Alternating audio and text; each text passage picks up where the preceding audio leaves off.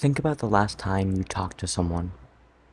It doesn't matter if it was really short, and it doesn't matter who it was with. Just think about your most recent interaction with another human being. Now think about how you felt after that interaction. Maybe it was a pleasant conversation with someone you know. Maybe it was an insignificant part of your day and you barely even remember it. Maybe you've even already forgotten about most of it. Imagine that instead of however you actually felt afterwards, that interaction made you feel terrible. You're sweaty, you have a high heart rate, and you can't stop thinking about how badly you messed up just now. That one interaction destroyed any possible good impression that person might have had about you before. They now have absolutely no respect for you whatsoever. Right now, they're probably going to find their friends to tell them all about the freak that they just had to deal with. They're probably talking all about you right at this very moment. They're probably making fun of the way you walk. Maybe your hair too. You were also pretty awkward when you spoke. They're probably having a really good laugh about that. It was a mistake to talk to them, you know. What a terrible idea. In fact, you shouldn't have even come here. You should have stayed home in your room all day. Coming here was a mistake. Why are you always messing up? Why can't you just do something right for... And that was a really, really badly acted out example of what it's like to have social anxiety. And it really, really sucks. If it wasn't super obvious already, my project is on the super fun topic of social anxiety disorder. Yay! I've had social anxiety for almost half my life, and I can say firsthand that it isn't very fun. However, through a combination of sheer effort and pure determination, I've worked through my issues and gained the amazing ability to talk to other people without exploding. Social anxiety disorder is characterized by excessive anxiety that's out of proportion to the situation, an intense fear of being judged, Don't embarrass yourself. Don't you have family? and an avoidance of certain or most social situations. Fake sleeping is a method that works particularly well on early morning public transport. Hey. The technique here is to be patient and perhaps even pretend to snore.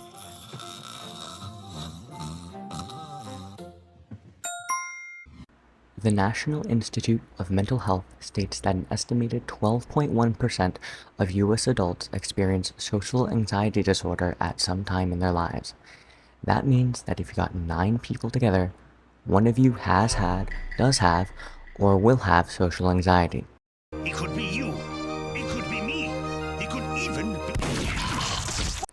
When people hear that someone has social anxiety, they usually associate the condition with shyness or introversion. The thing is, assumptions like this can very easily blind a person to just how serious social anxiety disorder can be. First off, I want to make it clear that shyness, introversion, and social anxiety are all very different things. For one, to our personality traits, Open the other's mental sickness. shy people tend to be quiet and reserved and can even get nervous when meeting new people. However, shyness is manageable.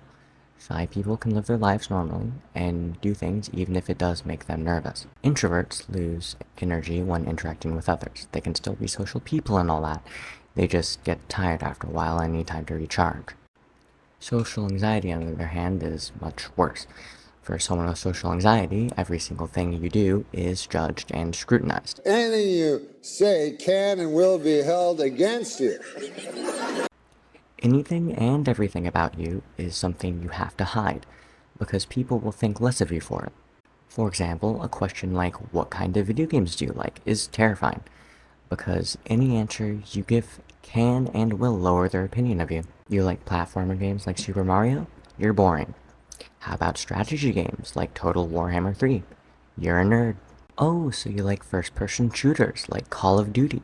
Psychopath. Now, will the other person actually think these things about you? Probably not, but that's why it's a mental illness. Your thoughts aren't really rational.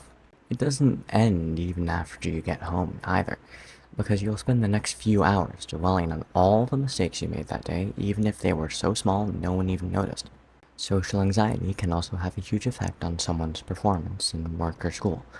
People with social anxiety are often too scared to do seemingly simple things, like ask for help, even if they really need it. They even might avoid overachieving for fear of standing out. Incidentally, social anxiety even influenced how I did this project.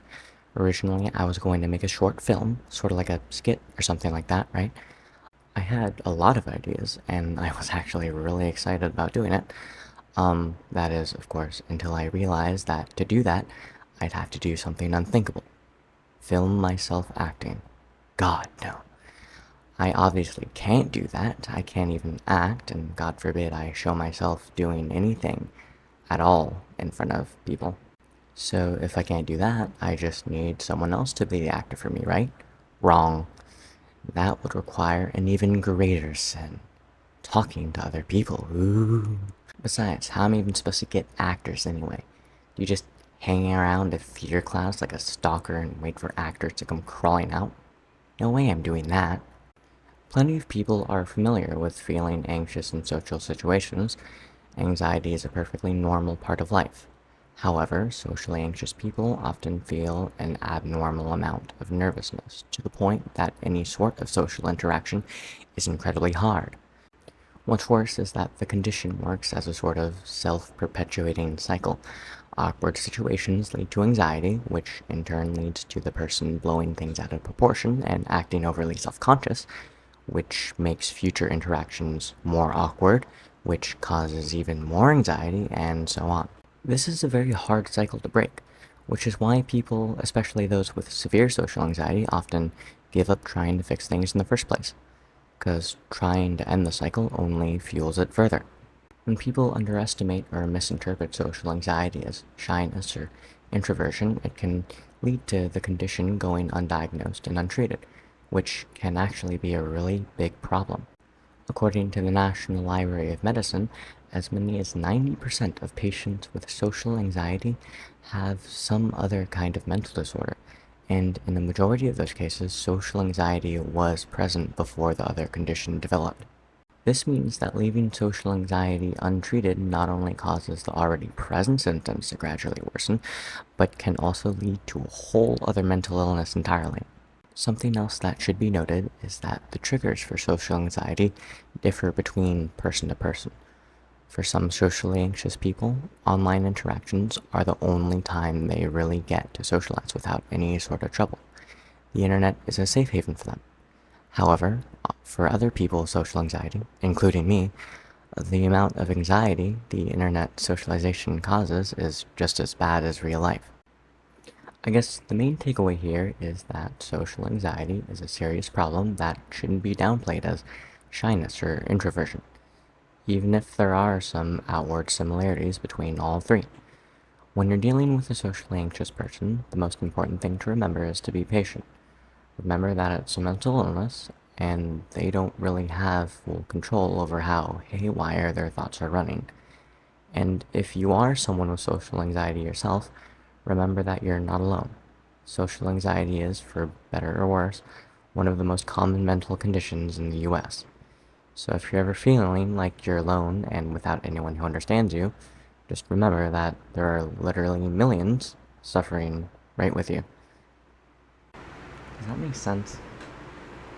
I wanted to sound hopeful, but kind of just sounded awkward. Whatever, man.